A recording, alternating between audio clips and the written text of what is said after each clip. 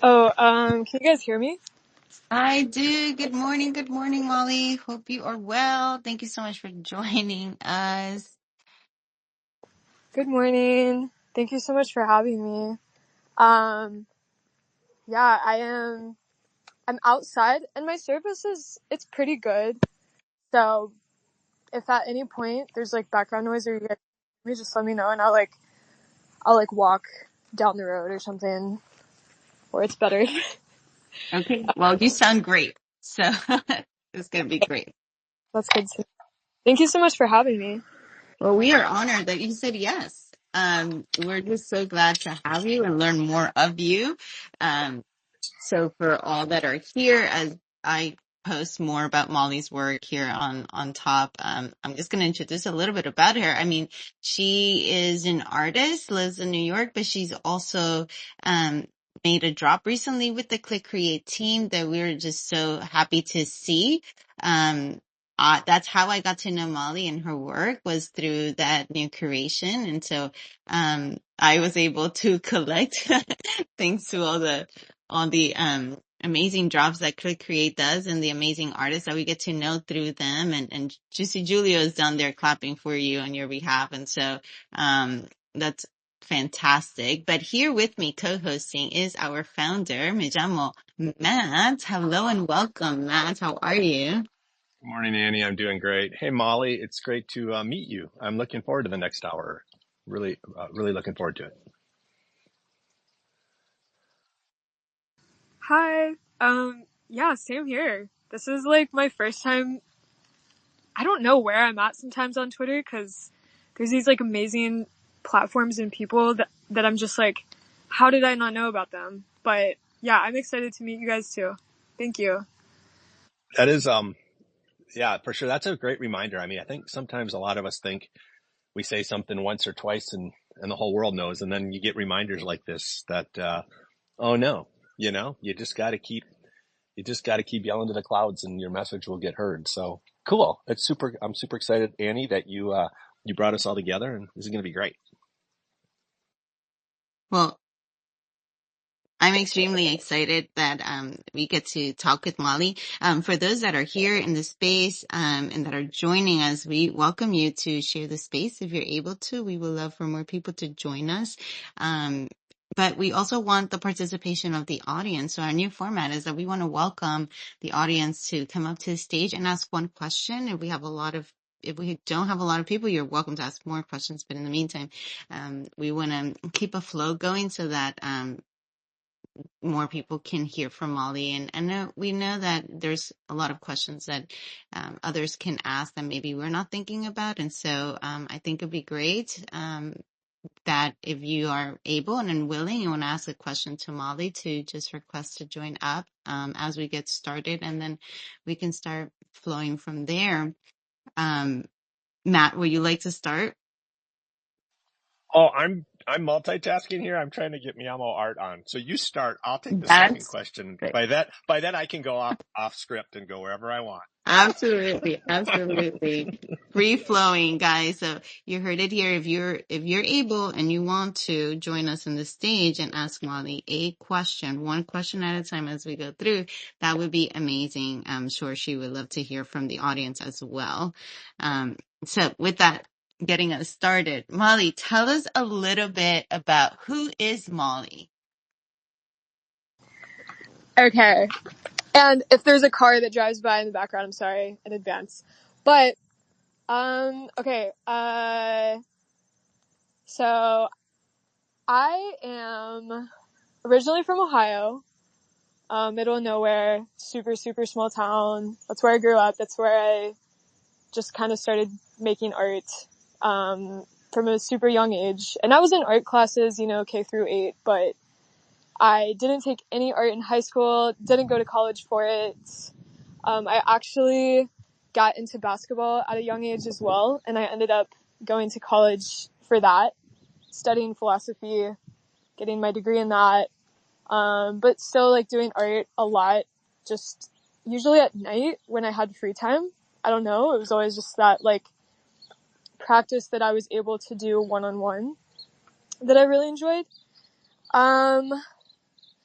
And I didn't even know it was possible to really do this as like a full-time thing, right? I never thought about it like that. I just did it for fun. I would actually like just gift my teammates my artwork. Like I wasn't ever the type of person that was like posting my artwork online or anything, cause I don't know. It didn't feel like that to me. I just made it and my teammates would love it. And so I would make them pieces for their birthdays and stuff. But I graduated college, late 2022, and I just was like, what am I gonna do? I saved up my money in college, so I had like about like a 1 year supply of just like, I could just live and do whatever I want and travel, and I didn't rush into trying to find like some type of job, but I also kind of knew that I just, I just had this ambition of like, I kind of want to work for myself and I want to do something unique. And honestly, I don't know, I was still making art, and Art Basel actually of 2022 is the best risk I've ever taken. I just went down there. I brought like a little note, like a sketch pad that I'd just been like going in on for about 6 months. And I met a couple people down there that kind of changed my life just by first like collecting my works and telling me, you should pursue this. One of them was, his name's Toby Lasso. He is a manager for a couple big artists out in LA. And, he looked at my art. I told him my story. I told him, this isn't something that I went to school for. I've just been developing this since I was super young. And he collected my first piece and kind of encouraged me to, like, if you don't have an entry into the traditional art world, that's where NFTs comes in handy, and you can kind of like build something for yourself. So ultimately that's how I'm involved in Web3. As a traditional artist, like my work is physical, I've been able to kind of just be unrepresented by a gallery and just do this on my own right now. I obviously collaborate with great people when I can find them, like Click Create, or like my friend Anne from Super Rare, or AOTM, or some, like there's definitely hidden gems in the Web3 space. But yeah, that's how I'm doing this, and that's how I'm kind of living off of this right now. And now I'm living in New York. I moved here a year ago. I actually only had an Airbnb booked for like a week, and that was my plan, was just to come for a week. And then I ended up meeting Bob Lucas, and he was super early in building his community at Station 3, and I was like one of the first artists that just happened to like show up one day. And yeah, I don't know, he collected a handful of my works, and I just took it as a sign of like, okay, stay in New York, give it a chance.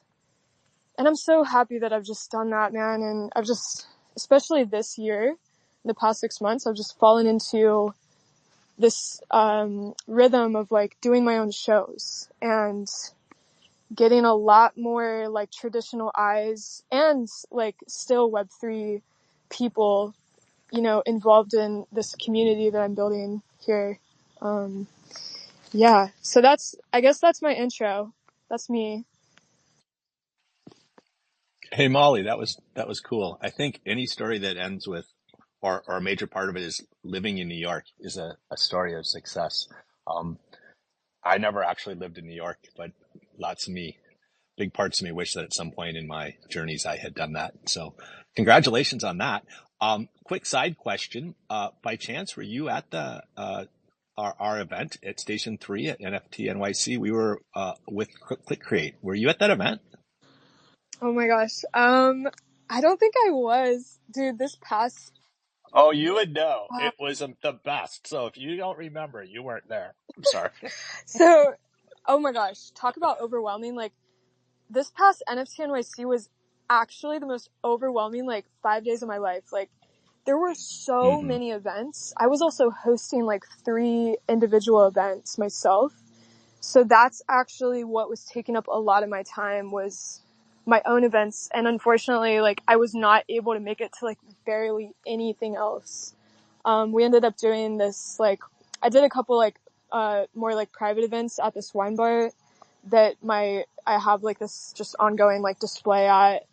So I did a couple events there, but then we did this like 2-day house event where we had this house in Bushwick, like this 2-story house, and we removed all the furniture and everything, and we covered all the walls on the inside with this like heavy duty paper, and we had like 400 people come over, pack out this house, and just draw and paint like all over the walls on the inside.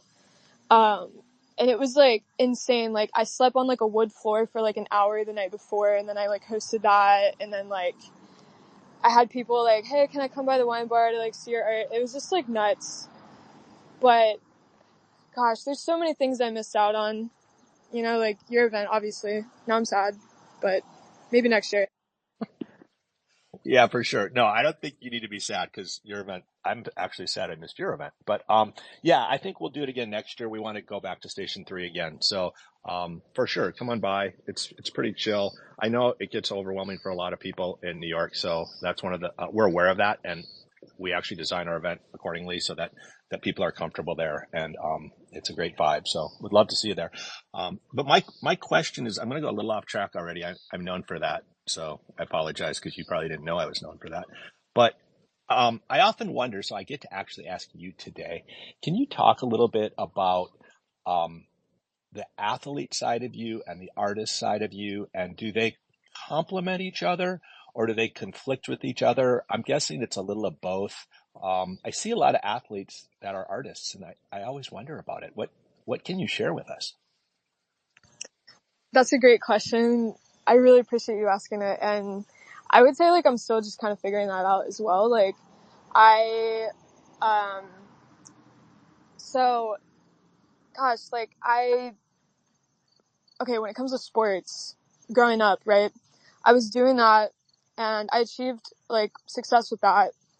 And I would say the part that complements the art the most is just knowing what it takes to achieve a dream and knowing that it's possible no matter what. Like, I came from a super, super small town that never got any eyes from any college. And then I just figured it out, and so I think like that mindset has helped me with art, where I'm like, well, you know, I don't have any connection to the traditional world, as is, but I can just go out there and figure it out and make it happen. So when it comes to like that, like mindset and like mentality and kind of just almost like an obsession that you kind of have to make something possible, like I would say naturally I'm just a person that almost like I thrive best when I'm like actively obsessed with something. And right now that obsession is art, right? And I think that it'll probably be like that for my whole life. Like, I love being in a creative process. Parts that I think I'm learning now that conflict is that art is such a, like, creating art and telling the story about it is actually such a also intimate process. And I think like with sports, like there's not a whole lot of like softness and that you need with sports, right? You have to be really hard all the time.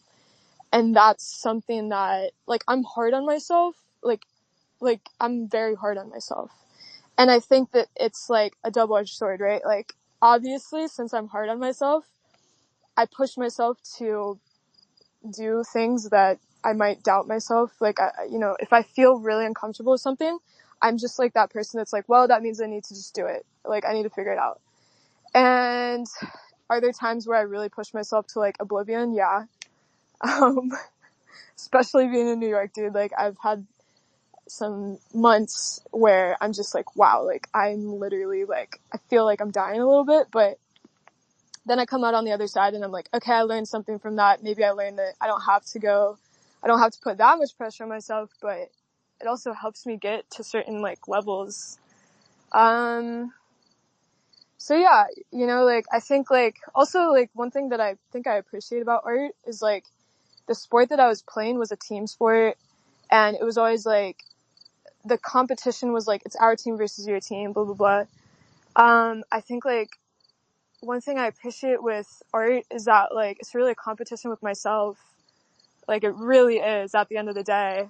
I'm competing with myself of just maintaining my creativity, telling my story as best as I can, like constantly judging my emotions, like judging them as in like, you know, being like, is this like truthful? Is this like a really strong point of view that I'm putting into my art? Is this like something that I'm going to be proud of 20, 40 years later when I look back and I'm like, I'm so happy I told this story that way, you know? So yeah, I think that so far that's what I've learned, because again, like I've been making art my whole life, but I've only been in this as like almost like a career, right? Like it basically is my full-time career right now for like 2 years. That's what I've learned. That's cool. So just a couple of thoughts. Really, really well spoken, though. I appreciate that. A couple of thoughts. I think one, you didn't say this, but it's pretty obvious, though, so you're probably thinking it. But one major difference I see, especially with team sports, is team sports, you have a coach, and you have to answer to a coach, and you even have teammates that you have to answer to. So there's a pretty strict regiment, you know, things that are acceptable, things that aren't. And then you move over to art, where you really only have to answer to yourself. You should have just as high as standards, but you don't have necessarily a person above you as a coach, or people alongside of you as teammates holding you up to that. So you need great self-discipline. I've only known you for 10 minutes, but it seems like you have it. So, but just be aware of that. And then, the other thing I would just say is, I think watching a lot of, people, go from youth sports up to D1 and beyond, and being really close to, I youth coached forever as a parent and as a non-parent. Um, and I would apply this to your art career as well, as don't forget to step back and enjoy the little things. Athletes and artists tend to be, like you said, driven and obsessed, and that's great in balance. But you got to keep your balance, and you need to appreciate, in my opinion, and you should appreciate the little things. So that, like you said, you want things that are highly thought of or look great in 20 to 40 years. Well, I think the most important thing is 20 to 40 years from now, you need to look back, hopefully, and really get the smiles and remember just the little things, and just don't forget that. So that's my advice, and thanks for thanks for bearing with me while I shared that. Yo, and I think you're spot on. Like I've learned that I actually, and it's, you know, it's something that I deal with now in a positive way, but I had a friend that I lost to suicide earlier this year. He was my best friend that I first like person I met in New York. And we were both like, even though I'm an artist, my little studio space is on Wall Street. He was a non-artist, also working out of Wall Street, same building as me. And, that moment, like, made me reflect for like a good, like 4 months. And I just realized like, wait, like, I'm just gonna spend more time in nature, and I'm just gonna like, you know, there's like all these pressures and stuff that you can especially feel in a city like this, no matter what your career is, that definitely, like, people, like what you were just describing, like the people that have, you know, they're obsessed and they work really hard, like, yeah, like it can definitely like just eat away at like what actually matters in life, which is like the free things. It truly is. Like, I'm a nature girly as well. So like actually right now I'm taking this call from like Long Island and a beach, and I just came up here, and there was actually an event that happened a few days ago, but I just stayed a couple extra days. There's a state park, you know, like it's just like the little things. And then also like another thing that I've done this year to like further appreciate is like I got into Muay Thai, which is a martial art, and it's just like I'm literally just doing it to like just be passionate about something else besides just art. And yeah, it's super valuable, you know, just like having other passions and like just having a life outside of that one thing that I'm known for or whatever. But I couldn't agree with you more. That's great. Sorry to hear about your friend. It's all too common these days, and I think if we could all just, like I said, step back and enjoy the little things, that it might help it might help, and remind other people to do that. It might help in a small way. Annie, what's next? What do we do? So for those that are in the audience and want to come up and ask Molly a question, I would love for you to request up and we would love to have you on stage. But Molly, I love hearing how you were impacted by the community within New York with Station 3 and Bob Lucas and what he's creating. We had the great honor to meet Bob Lucas this year through our event at the Station 3. And I'm curious to know from your perspective, since you have done both physical and digital art and have the impact of both having in person and Web3 kind of online communities, what has been the most that has impacted or influenced your creativity as you partake in the community, both physically and online? Oh, okay. So if I understand the question correctly, it's like how has both? Community impacted you? Yeah. Um, my community is everything. I think it's literally like it's my source of inspiration. Because that's typically how I'm spending my time is like working with other people, especially at this stage of my career. Like collaboration is really important. Almost like what it feels like is like it's like I'm building a team just for funsies, you know, like these are the people that I really enjoy hanging out with just in general, but also they have so much to bring to the table. You know, whether it's just like their point of view or their creativity or their coding. Shout out to Max, actually. You just mentioned physical digital, and Max helped me create this really unique way to bind both together, which like maybe we can bring him up and chat a little bit about it. But also like Anne, like shout out to Anne, like she's you know, she's obviously like one of the lead directors at Super Rare, but we've been able to spend a lot of time in person and just get a sense of like presentation and how that matters so much in art. And um yeah, like I think my community is just everything. It's kind of about like having fun. I think like one thing that maybe there's a big difference with this, and it's like a really obvious difference when it comes to like a traditional, like maybe, you know, in real life, like community versus like an online community is just like, how are we having fun? You know, like what are the things that allow us to have fun? And like, you can obviously have a lot of fun online, right? Like you can send memes to each other. Like I'm all about memes. You know, like you can have banter like that. But I also think like bringing people together is like one of the most powerful things that you can do. And bringing people together, not to like have this like network energy, but like, I mean, networking is super important, but also just like being able to connect with somebody in like a really wholesome way. Loud. There's a loud motorcycle that's about to drive by.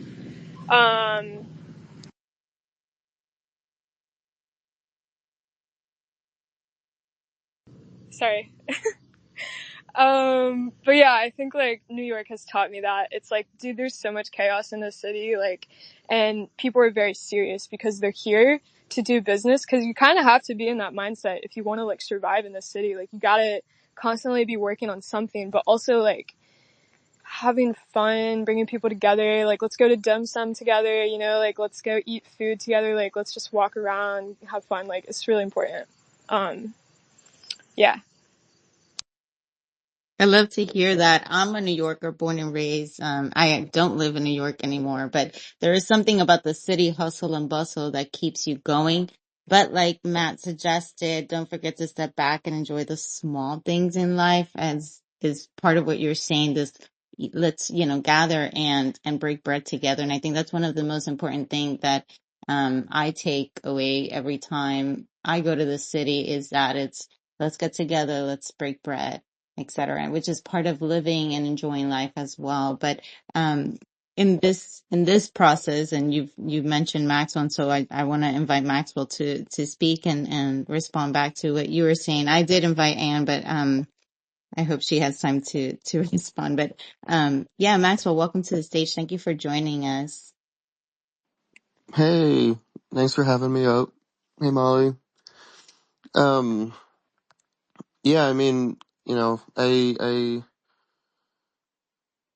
when Molly and I were talking about this piece, Illuminated Study, she'd finished the physical drawing, but she had these kind of process pieces that were, they kind of didn't exist anymore because it was just like scans of the work as it had been being, like, in the process of it being made. And she, honestly, when I reached out to her, I was much more interested in owning the physical work. She offered to mint it, and I was like, sure. And when she was asking me, like, which version of the work should I make the front facing piece? Um, I I'd written a script for another artist that was a little bit similar, slightly different. But just this idea of, with this one in particular, of kind of actually bringing out the process, or at least the active illumination in the digital version of it. And so what we did was we took the final version and one of the process versions, and basically when you tap on the digital work, the you know it's like the flashlight kind of actively illuminates it and creates the shadow play. And then when you tap it again, it turns off the flashlight, and the shadows disappear again. And so it kind of, it kind of replicated the actual process that she went through when she was going between those two versions. Actually, with the actual charcoal and everything.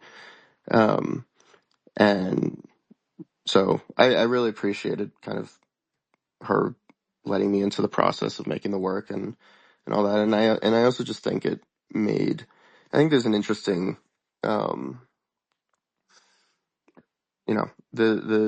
the idea of the digital and the physical coexisting, I think, is very interesting in terms of there's a lot of instances where I don't know kind of why they coexist, in some sense. And then there's some instances where it makes a lot of sense. And I think that what we did here was special because it turned them into kind of two unique works that were, very fundamentally interlinked, but still become their own thing separately.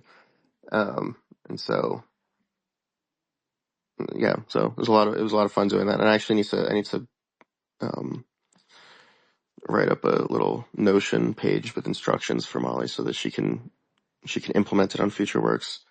But, um, yeah, that was where that came from, and the thought process behind it and everything. I love it because the more we're trying to connect the digital to a Web 2 kind of world, we need to showcase the physical in connections to what can happen in the digital. And the best way to do it, it's something like what Molly's putting together, where you have a gallery that you walk into and offer them the ability to also coexist, both physical and digital pieces, which is another way to attract collectors and artists into a Web3 space. And so you could be that voice, Molly and Maxwell, as I hear you, to continue to promote the potential and the power that Web3 offers to trad artists. And in the line of trad art, JJ is not able to come up, but he would love to know, how does Molly digitize her art from her physical pieces? And I think it goes in alignment with what Maxwell you were saying, and giving her feedback. And so, Molly, if you would tell us a little bit of how you digitize your physical to digital pieces. Yeah, that's a great question, and it's actually super simple. I just use the scanner app on my phone. iPhone cameras are so advanced now that you can get like a really good scanned image of artwork. So that's how I do it. And then also, like, that app allows me to just easily organize all of my works. the process of it. So like I'll scan like the whip, I'll scan the final image, obviously.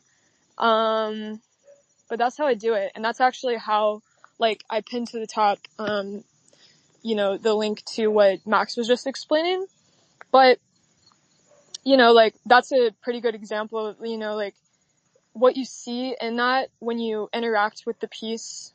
It's all created, obviously, like, the ability to interact with it is created with code. Thank you to Max. The artwork itself and what you see was actually created physically with, like, a lamp that I was using to reflect light at different angles of this piece that I made that actually kind of, like, changed the perspective because of the shading of the charcoal and etc.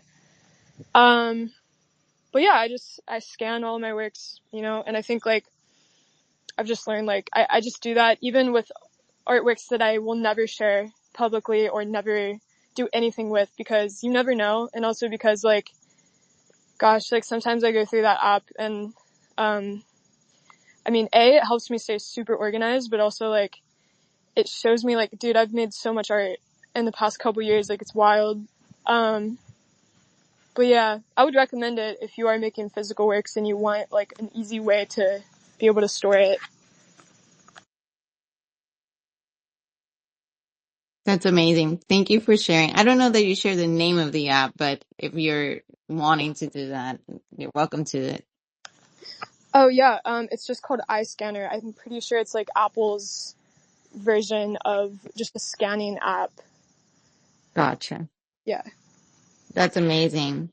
I love that you do it. We do have the capability as time goes by, technology gets better and refined, and so we have the ability to do what you're explaining, just scan it and add it to the digital that you would like to promote and share online. And so I think that's important for artists to know how easy tools are becoming to use, but more being accessible to us.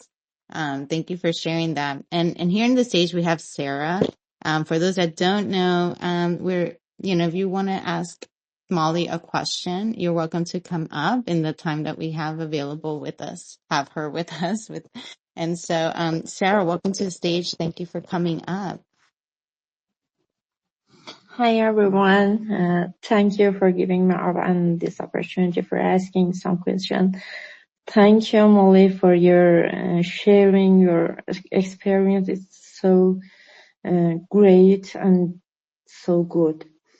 I have a little question. If you could bring one of your digital artwork to life as a physical piece in the real world, which one would it be and why? How do you think it would change the experience for your audience? Thank you for having me time for asking my question. Thank you. For sure. Okay, so I'm not sure if you were listening, but so all my work is physically created. It's all physical first. So the digital is what it's like if I painted a painting and then I took a picture of it and posted it online, like that's basically what all my work is. So it is all actually already physical.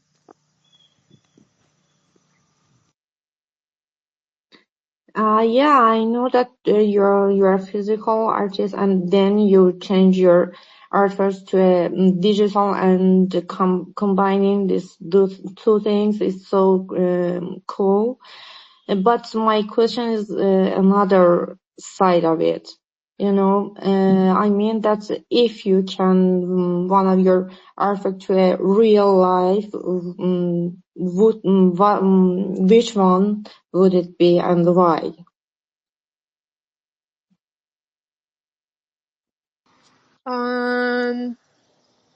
I hope I'm understanding the question correctly. Like, maybe this is specifically about the piece of illuminated study, that we've been talking about that, I created with Max. I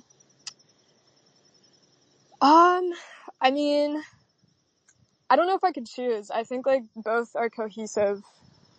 Like, Both are just as important. So like very equally split. And I mean, it is physical, you know, it is like, I did create it with a lamp. So I did see that with my own eyes and create that physically. I think like further what I would love to do one day, and I would need to work with like an electrician or something, is to create some type of like frame or some way to make these more of a physical installation. Because since they're created physically, with a lamp reflecting, like a specific type of lamp, you know, I would love to like make that more permanent in real life. Which that's kind of been like my whole dilemma since I ever started creating those works. But Max most recently helped me kind of evolve the idea a little bit more, because for about like 6 months or so, I was just kind of stuck. I just was like, well, I love making these. I think they're creatively super satisfying to me. I think it's pushing my creativity in the right direction. I also think it's helping combine like kind of like the different technologies that exist in, which is like there's a traditional art world and then there's this crypto NFT use case that everybody's kind of trying to figure out. So yeah, I hope that I was kind of understanding the question correctly. Yeah, yeah. Thank you. Thank you for your answer and your time. Thank you, Sarah, for coming up. That was a good question. I appreciate the conversation. And Molly, thank you. Other people, feel free to come up. We love to have more conversation. I think this is a great community today. I'm looking through all these people. Almost every one of you has probably an amazing question you're thinking of. So don't be shy. Come on up. But in the meantime, I'll ask a question. So Molly, tell us a little bit about your experience with Click Create and you know, how it worked. Did OSF reach out to you? Did you reach out to them? Did you already know OSF? What I'm assuming it was a positive experience. Tell us about it. It was a super positive experience. Like, I'm so happy. Not just with the result of how the drop went, but like, I think just the team dynamic that they have is giving me hope, like a lot of hope for the space.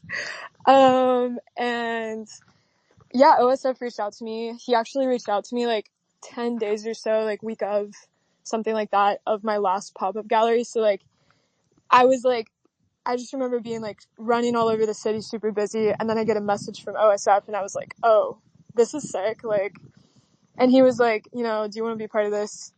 So for a second I was like, well, before I say yes, you know, I need to really like do some research and take some time to figure out what exactly it is. Like, I know NorCal and Clutch. I met them in Marfa, Texas. Love them.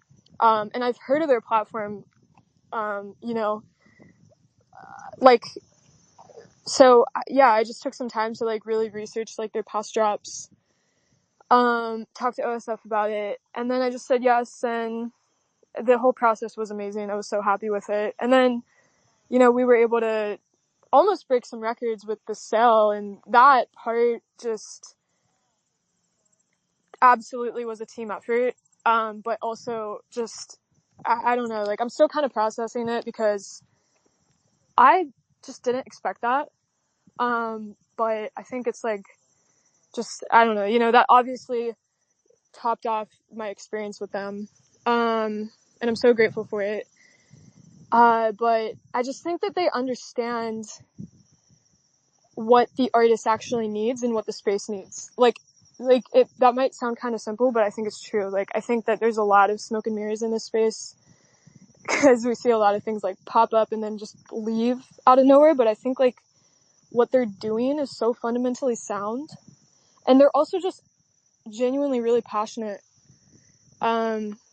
about art. And, you know, like, I think that just that combination of energies and then what it is they bring to the table is something that, I think they're just like kind of like good role models for not just like, you know, like doing drops with artists and curation. Like, they kind of combine all these different elements of like just your general like art space, which is like curation, team building, media, drops, sizes of the drops, release, like they just kind of do it all to a T. And I think like, I've had some experiences in the space. I haven't said yes to a lot of like platform stuff when it comes to my art. I've actually done most of my stuff on my own contracts and on my own website, but they were by far my favorite experience. And again, that's not just coming from how well the sale went, but just like my actual experience with them. Yeah, that is great to hear. We could all use more NorCals and clutches and click creates. That's for darn sure. Milton, I see you're on stage. I'm looking forward. I have high expectations for your question, so I'm looking forward. You could probably take this conversation all the way to the end at this point. So, what do you got today? Hey, Matt, Abrahani, Molly, thanks for having me. So my question is, Molly, if you could step into any other Web3 artist body for a day, I'm thinking of the movie Being John Malkovich, for example, where you can go in and have a 24-hour out of body in somebody else's body experience to glean what their creative juices are like and see how they create something you can take back with you when you jump back into your own body. Choose one, or maybe you have a few. I was looking through your timeline. I like to search keywords. I saw, for example, we have someone that we both admire style, Chewy Stoll. So that piqued my interest because I love Chewy Stoll, for example. But I'm curious to know what your answer is, or if you got more than one, give us more than one, but at least one Web3 artist, if you could be in their body for one day to see how they create, who might that be?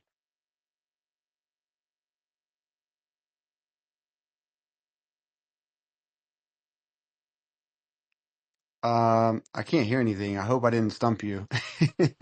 Sorry. That's such a great We question. we lost her. It was such a good question, and we lost her. I can't believe it. I think I know she said she was outside, so it might be a little bit about the environment, maybe, I hope. And so, Mom, if you can hear us. Yeah, she had road noise. She's probably looking through the room and being like, okay, I got to pick somebody in the room so that I don't hurt any feelings, right? She's figuring that out on the No, but you know fly. what? I want to make a comment towards what she said about the drop with Click Create. I was lucky enough to be able to get one of her pieces through the Click Create pre-sale, but as soon as it went live, it sold out almost immediately. So she was very close to breaking records. She was not the top record breaking, but she was very close to it. And the buzz that went around the community of Quick Create was just amazing, and people applauding her work, but also the effort. And so, um, let's see. I hope she can hear us. Hey, You're back. I'm so sorry. I don't know what happened. Sorry. It's weird. I heard the whole question, I think, that he asked. And I was like talking into a mic, not realizing I was rugged for like a minute. So, okay. So, to answer your question, I was like going off, to nobody. I was just talking into my phone. But I was gonna say like maybe just to gain perspective, more global perspective right now, I think I would like maybe choose like a Brazilian artist because of like, cause you were like specific Web3 space and immediately I'm thinking like, well, that's actually a pretty like specific niche of artists, right? Like, I think like one thing about that space is that it's so global. But also I think like with the recent stuff that happened with like Brazil and there being like this scare of like Brazilians can't use Twitter anymore. And obviously Twitter is the platform that Web3 kind of like exists on. Like like, you know, I'm connected with a lot of people on Instagram too from this space, but it's a little different. So I think like maybe I would choose like a Brazilian artist, like maybe like Elio Jabal, who I love. I just think he's rad. Like, I think his artistic expression is so raw. And I even collected like this small little bird painting he made because I just love it. And yeah, I think maybe maybe I would do that. But also like, you know, to gain that perspective of like what it's like to be in another country where, you know, specific to Web3, you can have things just taken away overnight. You know, I think like not to say that.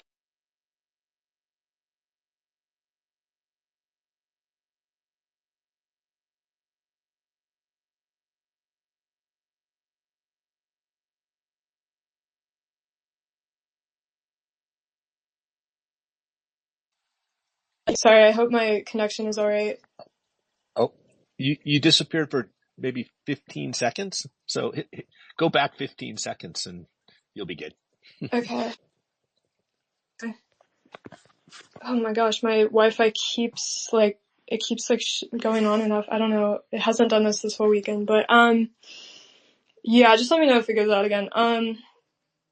You guys can hear me now though, right? Yeah. Yep. Sounds clear. Sorry about that. Yeah, I think I would do it to gain perspective. Cause like all things at the end of the day aren't forever. And I think like sometimes that actually makes you be more creative because it makes you act on your toes. I so raw. I think they're super underrated. Um, can you guys hear me? Kind of going in and out a little bit. I think we get what you're saying. It's a great answer. Don't I see your sad face. Don't worry about it. It's all good. Um, it's super motivating to me as well because I think we often forget that you know there's a whole world out there. It's not just North America, and part of what keeps driving our little team forward is the ideas of more of a global presence. But we're a very small team, so it takes time. Um, but we've made some inroads into Europe, and Annie's gone a couple times to conferences in Europe, and I think I'm hoping to go to Lisbon next time. And just the excitement and the joy we get from the people, it's particularly the non-English speaking people,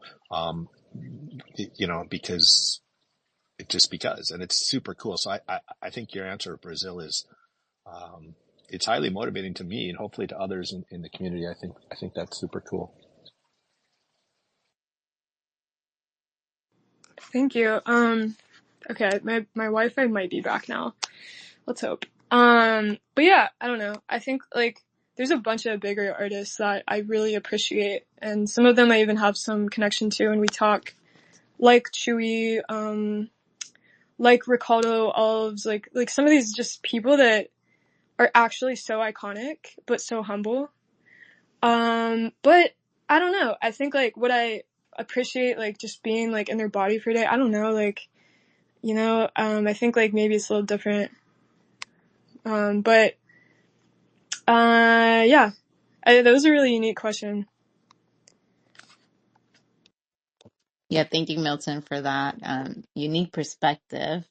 I'm going to jump in with a question for you. How do you balance your in real life experiences as well as Web3? How do you draw balance between um, family life, family time, and creatively working on your art and doing things with friends? Like, how do you draw balance from it all? We don't have the answer, and I'm one to say I don't have the answer as I multitask hard on my life, but it's always great and refreshing to hear other perspective of artists that are trying to find balance. So how do you find your balance? That's yeah, and I feel like you kind of like said it like it's really not as balanced as I might feel in some great moments. Like I'm also just like yeah, I want to see my sisters more. I want to see my mom and dad more, but I just don't. But I just try to stay in the present moment as much as I can because then I'm like okay, I'm balanced. Like, but I don't know. I think like maybe one thing is like to build upon that, like I just try to be present, is like whenever I have the urge out of nowhere to like message somebody, or like, you know, whenever I'm just like doing, you know, it's been like a couple weeks straight that I've just been going hard in New York and I'm randomly like think about my sister, I just try not to even hesitate like reaching out. Like I try not to even hesitate just sending even like a random meme, you know, to try to like keep that balance when it comes to like the people that I care about in my life, that I can't, you know, like they can't really just like make it to New York. Like, you know, they still haven't been to any of my shows or anything, but I just try not to think about it sometimes. Like, I don't know if that's the best way to stay balanced, but I just try to like, whenever I have an urge or a gut feeling of just like, I'm just gonna like call somebody, I will, no matter who it is, family, friend, like whatever. And I mean, when it comes to like friends in real life and like, I think like probably like social life, it's like, yeah, art is obviously a social thing, right? Like, I try not to make it my entire social life. I truly have like different friends and friend groups that have absolutely no clue how like Bitcoin works, because they're fashion designers or they're like, you know, this, that, and the other in New York. Like, I just try to like maybe tap into like just these other things that I connect with random people about. And I'm like, well, I don't have to think about it like, oh, they're not in these same like communities that I'm a part of that is consuming all my time, but that's actually valuable, you know, to like get that outside perspective and just hang out, you know, and like you never know. But I would say like, I think doing more events this year has been the most balancing yet also imbalancing thing in my life. Like balancing because I now get to bring all these people together and give them that opportunity to like, you know, come over, like get together. Like, so that's been really cool, but also like events are a lot of work.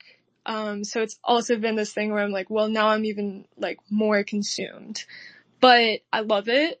So again, like sometimes I don't really think about it too hard. But yeah, I don't know. I think like, you know, sometimes I'll just like take a random bike trip back to Ohio where my family is for a couple of days. And I'm like, I don't even care what the plane ticket cost is. I know this will be good for me. And I just hang out for a couple of days and then I, you know, and it almost like slows me down a little bit and then I go back. Yeah. So it's a work in progress. It probably always will be. It'll never be fully balanced exactly how, like perfectly, you know? Yeah, I think we're learning that nothing is ever really perfect, but we plan around it. And I love what you said, being present. I think that's the best way to find yourself in a home state where you can find your own balance that suits you. It's try to be present when you can, and I think that's so important. And I'm so grateful that you mentioned that. Anyone else on the stage that have a question? Now is your time before we start wrapping up the space. And if you're in the audience and you have a question you want to come up, please join us and ask away. We do have a few minutes. With that, Matt, do you have anything you want to add? I'll give people about 30 seconds to gain some courage to see if they want to come on stage. But I'm going to go off on what some of you might think is a completely random tangent, but if even one of you gets my connection, then it's worth it. I just finished watching a TV show on Netflix last night. It's 3 episodes. It's less than 2 hours. It's a documentary about Naomi Osaka, the tennis player. And so much of what is, I encourage you all to watch it. You don't need to be a sports fan. You just need to be a fan of human beings, and balance. Here is a person who was, she was number one in the world for about 2 or 3 years when she was very young. She's still very young. I think she's only 26. She's got had a lot of mental health issues. She's very open about them. But the whole documentary is about basically her inability to find that balance. We would all think like, oh my God, she's number one in the world. She must have this unbelievable life. Yet she wasn't having fun. And, I think though it ended, it was 2021. So hopefully she's found some balance since then. I know she took a year off to have a child. And now she's back and she seems to be smiling more. But anyways, I would encourage you all to watch it. It was I can't stop thinking about it. It is really powerful to me. And then when I hear these conversations, it just goes back to like we I always say we all have our own shit we're dealing with, like, right? We're all searching for balance, and sometimes we forget. Sometimes we think we're the only person looking for balance.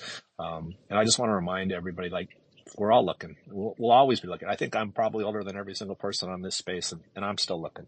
So, but with that, I have fun looking. So I would encourage you to have fun and enjoy the small things. Um, so yeah, it doesn't look like anybody else came up. Annie, Molly, any last thoughts? What's how did you find the hour? I really enjoyed talking with you. I know that. I hope you had a good time. Yeah, thank you. And yeah, I think that's so real. Like, athlete stories are so inspiring to me, not only because that's like my past life, but like it's so applicable to like anything you do.